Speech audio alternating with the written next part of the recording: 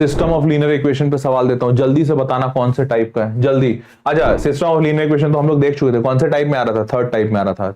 हाँ, अब ध्यान देना, यहां पे बस थोड़ा सा थ्योरी बता देता हूं। देखो ये तीन थ्योरी हमेशा याद रखना, कब यूनिक होगा, कब इनफाइनाइट होगा, कब नो होगा। अब अगर ऐसे तुमको याद हो जाता है तो बहुत अच्छी बात, nothing good better than that. But अगर याद नहीं होता है, मान लो तुम मेरे जैसे बच्चे हो जिसको याद ही नहीं होता है, क्या करेगा, तो वो इसको याद करने का तरीका निकालेगा। मैंने क्या तरीका निकाला, मैंने निकाला कि x हमेशा याद रखना डेल्टा बाई डेल्टा एक्स होता है, नहीं sorry delta x by delta होता है, मतलब जो निकालना है वो ऊपर रहेगा। वैसे ही y क्या होता है, डेल्टा y बाई डेल्टा होता है, मतलब determinant of y by determinant. और z क्या होता है, डेल्टा z बाई डेल्टा।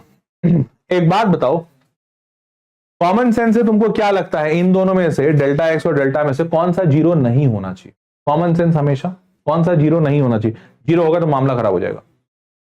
तो हर कोई बोलेगा कॉमन सेंस है तो सर ये जीरो नहीं होना चाहिए, डिटर्मिनेंट सॉरी डिनोमिनेटर जीरो हो गया मतलब मामला खराब। तो नॉर्मल कंडीशन इज कि delta denominator should not be zero. तो अगर ये होता है, डेल्टा जीरो नहीं होता है, तो यूनिक सोल्यूशन बनता है। और यही नॉर्मल कंडीशन होता है भैया, इक्वेशन सॉल्व करोगे काहे के लिए, सोल्यूशन लेने के लिए ना, तो यूनिक सोल्यूशन ही तो सोल्यूशन होता है ना। तो normal situation delta not equal to zero, तो यूनिक सोल्यूशन, हमेशा ये याद रखना जब डिनोमिनेटर जीरो नहीं हो रहा है। ठीक है, अब मान लेते हैं कि डिनोमिनेटर जीरो कर लेते हैं, हम लोग मैथमेटिक्स वाले थेथर है, हमेशा कुछ ना कुछ ऐसा करते ही है जो नहीं होना चाहिए। मैंने कर दिया डिनोमिनेटर जीरो। अब यहां पे दो सिचुएशन हो सकते हैं, या तो उसी वक्त न्यूमरेटर भी जीरो हो जाए, या उस वक्त न्यूमरेटर जीरो नहीं हो, मान लो 2/0 हो जाए।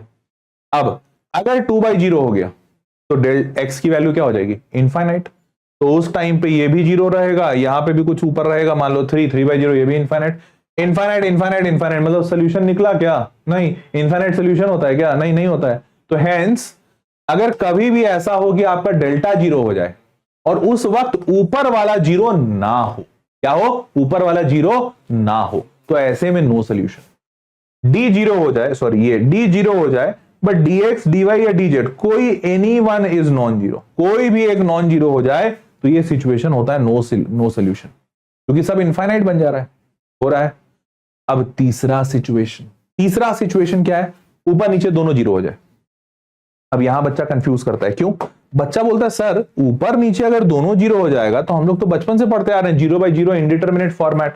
मैं इसको बोलता हूं ऐसे मत याद करो, इसको थोड़ा देखने का नजरिया बदलो। नजरिया कैसे? तुम ऐसा करो, इसको ऐसे लिखो ही नहीं, तुम इसको ऐसा लिखो, डेल्टा इधर मल्टीप्लाई करके लिखो, डेल्टा इंटू एक्स बराबर डेल्टा एक्स, ऐसा लिख सकते हैं। हाँ, अब दोनों तरफ जीरो डाल दो। तो जीरो डालोगे तो क्या आएगा, 0 इंटू एक्स बराबर 0। अब मेरे को बताओ एक्स की वैल्यू क्या हो सकती है, एक्स की वैल्यू 1 हो सकती है, हाँ हो सकती है, 0 इंटू 1 0, हाँ हो सकती है।